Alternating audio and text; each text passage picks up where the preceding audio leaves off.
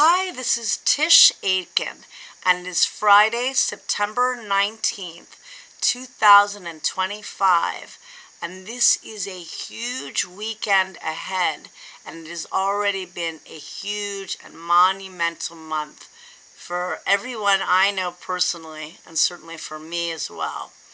And we are building up to the second new moon in Virgo, which will occur on Sunday the 21st at 3:54 p.m. Eastern Daylight Time at the final degree of Virgo. It will be at 29 degrees and 5 minutes of Virgo.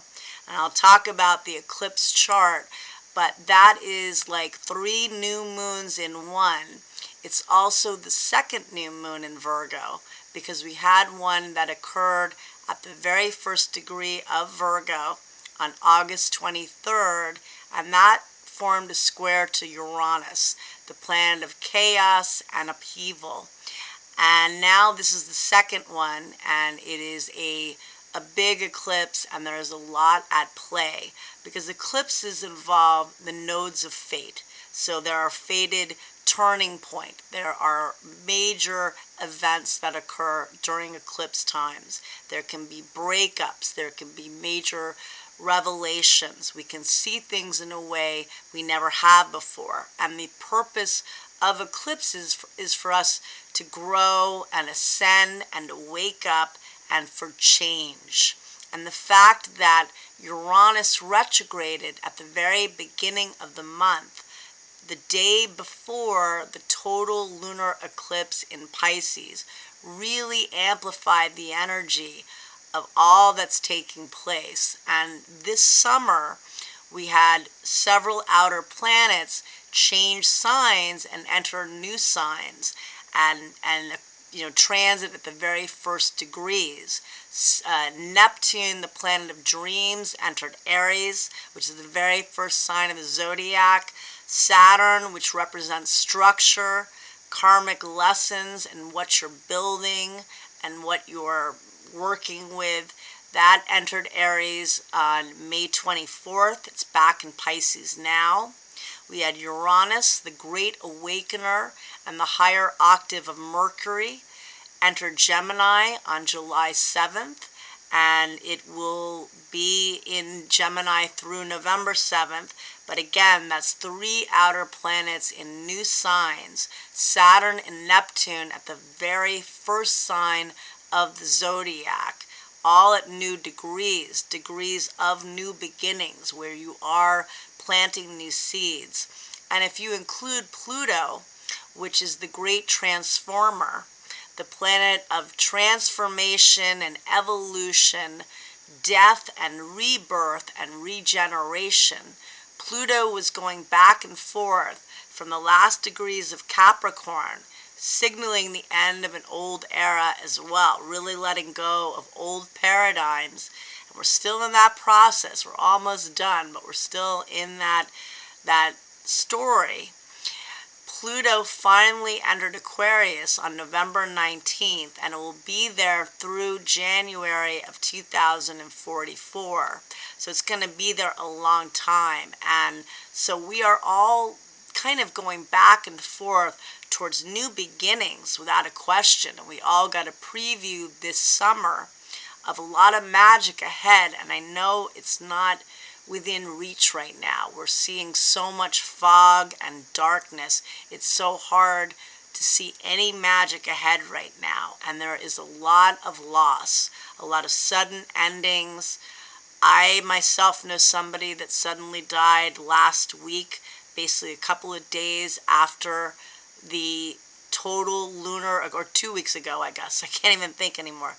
It had to be because they're 2 weeks apart.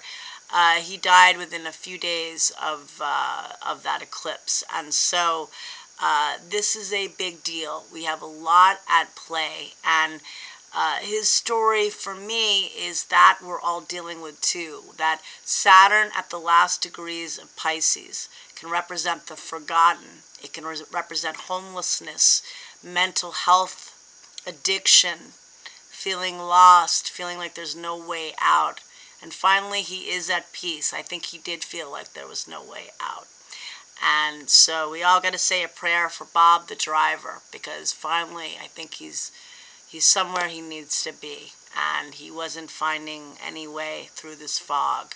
And you really got to check in on people right now, and you have to check in on yourself.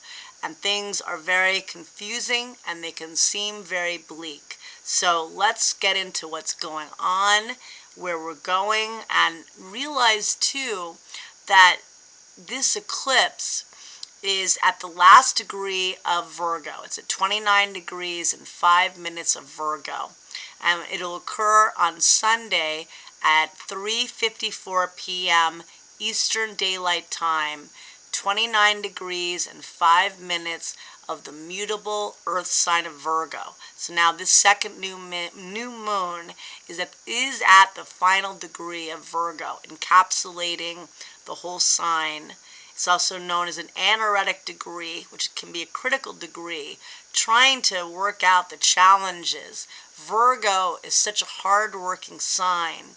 It's a sign that really wants to get things going, work hard, be of service, help other people. It's about health and wellness. There are a lot of announcements right now. Eclipses bring information. They're much like Uranus, which was very potent in the first eclipse. Uranus being that planet of surprise, shocks, and sudden news. Eclipses are the same thing. They wake us up out of complacency. They want us to evolve. They want us to grow, and they want us to change.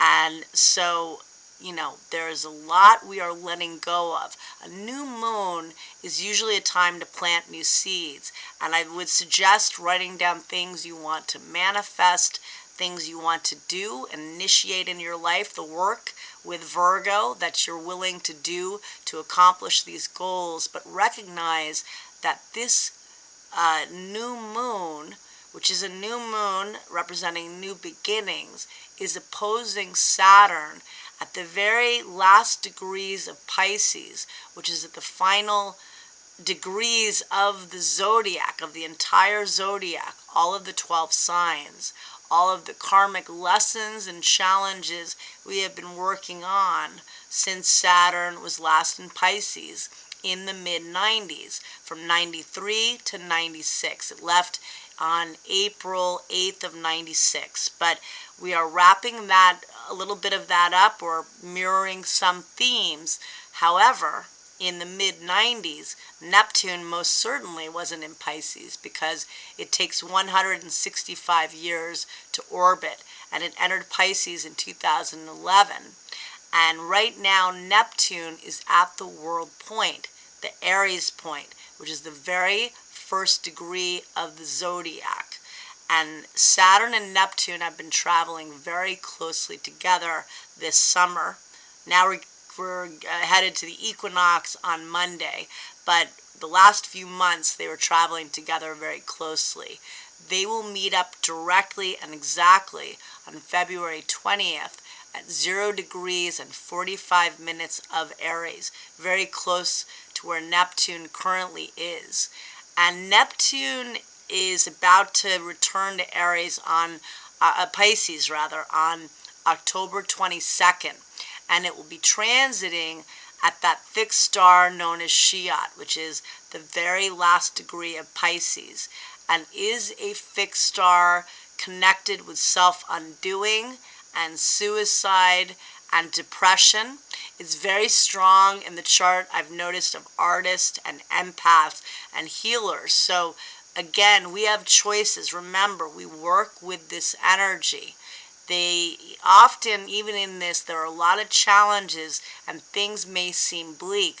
But what's interesting about this eclipse chart is, as much as the challenges are very defined and emphasized, so is the infinite magic ahead that we cannot see yet in the darkness. I know this is a new moon and it's meant to feel really magical, but there is so much that we're saying goodbye to right now, with Saturn wrapping up the final sign of the Zodiac, Saturn will leave Pisces altogether on February 13th of next year.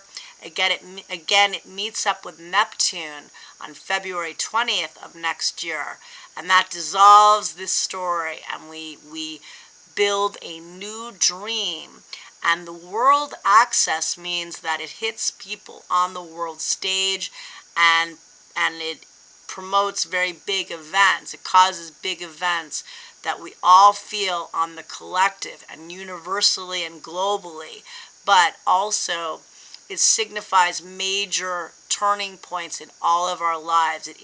Whether or not you have anything at 29 degrees of the mutable signs or 0 degrees of the cardinal signs, everybody is letting go of something and initiating a new beginning, and everybody has these degrees somewhere in their chart. So this is a time of metamorphosis, but right now it's going to feel bleak at times. I mean, it's realistic. There is very heavy energy. Having the sun opposite Saturn, well, let's go into what's going on right now, because it's not linear and it shouldn't be. There's very strong Neptunian energy.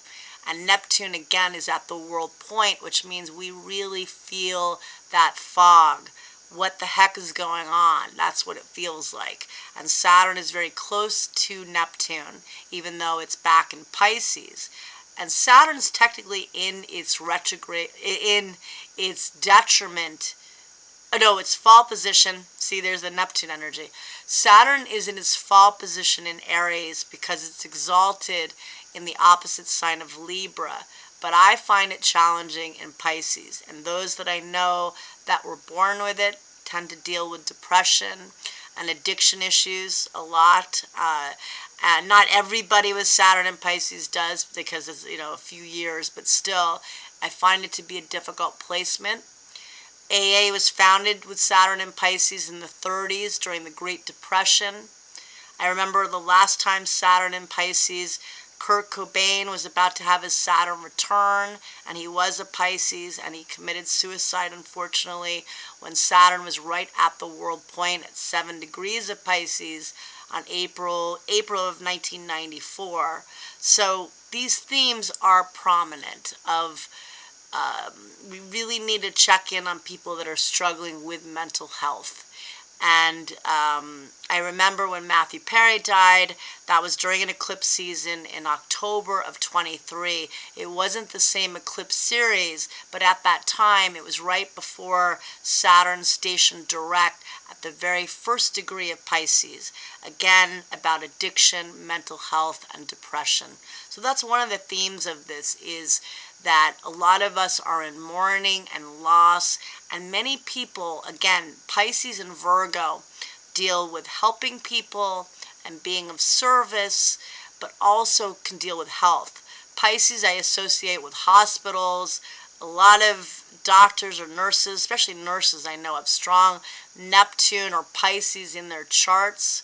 And Virgo is more about health and wellness, nutrition, healthy routines, exercise, mental health, habits to ensure that. But they both deal with health, so there could be sudden news, as eclipses do bring big announcements. You may be getting news from people that they have a health issue or they got a diagnosis. And again, with Saturn at the last degree, Neptune very close to that, and both opposing the new moon, undoubtedly bringing endings. And for many, that's already occurred, because once you enter eclipse season, it's really hard to differentiate if you're feeling the first eclipse or the second. Eclipses always come in pairs. There's either a new moon eclipse or a full moon eclipse, and then it'll be followed by the other. And we feel the energy 2 weeks before and 2 weeks after. Although from my experience, I start to feel it a month before the eclipse, the first eclipse hits. And then for those that really get hit in their chart, if they're getting hit by a major planet or a major angle, they could have something. I've seen so many things happen on the day of an eclipse for somebody. If your birthday is on an eclipse, that is a major birthday from this year to the next. But again, for all of us, we are saying goodbye to things. We are letting go, and it can feel very confusing, but we're also making way for the magic. Venus, the planet of relationships, love, money, possessions, and values, entered the sign of Virgo this morning at 8:39 a.m. Eastern Daylight Time, and it will tour in Virgo through October 13th. It's going to make a challenging aspect known as a quincunx. That's when it's in conjunct, meaning 150 degrees from another planet.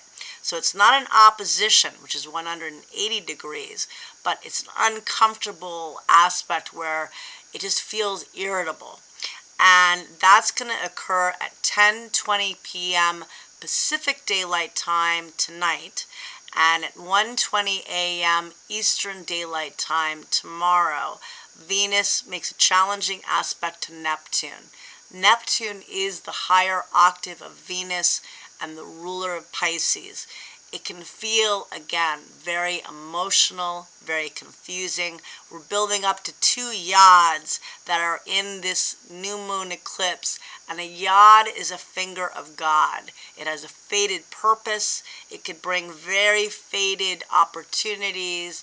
It could be an aspect of talent, but it can bring challenges in that process, and I think it will. And then we have Mars, which right now is at the final degree of Libra and about to enter its home sign of Scorpio on October 22nd, which will be the day of the equinox, when the sun enters the cardinal air sign of Libra. Right now, Mars is finishing up its tour in Libra, would like to be in Aries. It's in Libra where it's in its detriment, and it forms a quincunx to Saturn at 10:24 p.m. Pacific Daylight Time and 1:24 a.m. Eastern Daylight Time on September 20th. Again, it's challenging, it feels frustrating. How do you get things done? That can feel very blocked.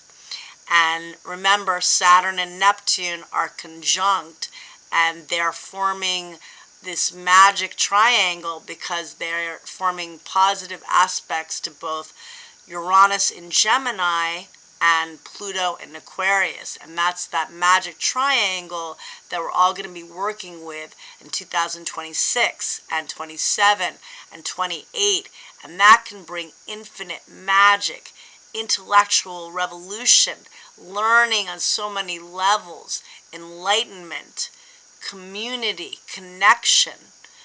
But again, we are letting go of old beliefs. We're letting go and saying goodbye to many people, many relationships, and maybe dreams that are no longer serving us, or having to get real, because that eclipse opposite Saturn, what do you have to get real about?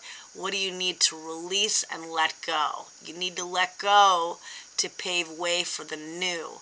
Because when Saturn and Neptune meet up next year in February, they're going to be at the very first degree of the Zodiac, ushering in major new beginnings. And that's why the last couple of months, we've really been trying to work hard with that energy while they were still in Aries.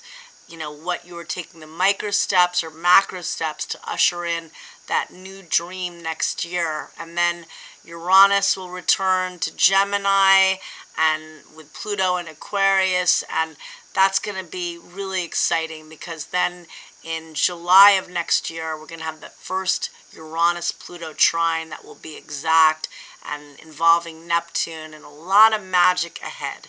So even in this eclipse chart, you know, we've got a yod involving Venus, Pluto, and Neptune. And then we have a yod involving Mars, Uranus, and Neptune. And so that is challenging because those are both, you've got Venus forms a quincunx to Pluto on the 20th of September at 1:59 p.m. Eastern Daylight Time. And again, that could be power plays, that could be breakups, that could be loss or very heavy information. And, again, that's challenging. And you've got Venus in its fall position because it's exalted in the opposite sign of Pisces. So it's, I feel very Piscean right now, but it's so much happening at once that it's really hard to make sense. And I think many of us feel this way. I have been struggling with sleep the last couple of weeks with this. I'm sure a lot of you have, because this energy makes you feel really, again, it's very frenetic, chaotic energy. I've already had a lot of changes, twists and turns. I've already experienced loss, and we're not even through the eclipse season. And it's a lot to ingest, and yet we also have the possibility for the future, because in this solar eclipse, the sun and moon are at the last degrees of Virgo, but technically they form a trine, a grand trine, which is out of sign, meaning that they're not in the same element. The sun and moon will be in Virgo, which is an earth sign, but they're both forming a trine to Uranus in Gemini, which is about learning new things, traveling in more efficient ways, thinking and learning and traveling quickly, really thinking on your feet, connecting more locally. More local connection is going to be emphasized, certainly in the next 7 years, that's for sure. And then Pluto in Aquarius, which is about transforming and growing on such a deep and profound level, and that's on a global level. But we've got the global and the local, because in light of all this strong Pisces energy, Saturn being a focal point of this eclipse, Saturn opposing this new moon eclipse within less than a degree, saying, what do you need to let go of? This could be years and years, or maybe your whole lifetime, of something you haven't processed on an emotional level. This is about searching within. And also, this is on the onset. This is right before the equinox, when the sun enters Libra on September 22nd. That will be at 2:19 p.m. Eastern Daylight Time. And that is when the sun is above the celestial equator, and it's approximately equal day and equal night. It's balancing out the light and the dark, and it's working on balance, which is a Libra theme. And again, it's signifying what the theme is for the season ahead. And on the day of the equinox, Mars, which is also part of a yod, Mars forms that quincunx to Saturn at 1:24 a.m. Eastern Daylight Time on the 20th, and 10:24 p.m. Pacific Daylight Time tonight on the 19th. Mars is forming a quincunx with Saturn, and then later in the week, Uranus. It's going to quincunx Uranus. So that on the 24th, I believe, the 23rd. So that's a big deal. That is, again, a lot of fated circumstances coming, and eclipses are fated events. The nodes of fate, the nodes of karma say it all. And with yods, there's such a big element of purpose. And again, there is a lot of letting go, paving the way. Nature abhors a vacuum, and we are letting go, making space for the new. And again, I know for many this is a very, very tough time. You want to try to ground yourself When Neptune returns to Pisces on October 22nd, it will remain in Pisces through January 26th of next year. And that's going to be tough. That is also wrapping up since Neptune entered Pisces in the beginning of 2011. And, it's a lot about what the dream is, not letting go of your dreams, not being delusional, and not letting yourself get lost in self-neglect. You got to focus on Saturn. Maybe you've dealt with something really tough. Maybe you've experienced great loss. Maybe you're really scared about what's going on in the world, and maybe it's all of the above. But you cannot neglect yourself. You got to surround yourself with good people, because that magic triangle, and we'll have a few, and that really starts to heat up next summer. And even Saturn and Neptune coming together, that dissolves things. Neptune dissolves Saturn structures. The last time the two met up was in November of 1989 when the Berlin Wall came down. Now they're meeting up in a sign of new beginnings, and at the very first degree, at the world point, hitting every one of us.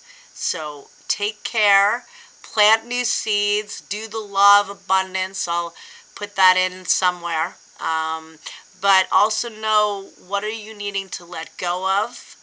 What do you need to work on to take care of yourself spiritually and emotionally?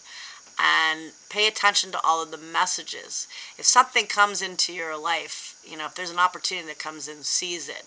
There are definitely new beginnings. I'm not saying that everybody is experiencing, even that involves an ending, but there is a lot of endings. There are a lot of endings, there is a lot of loss, and that is without a doubt. So take care of yourselves, and I'll talk to you soon.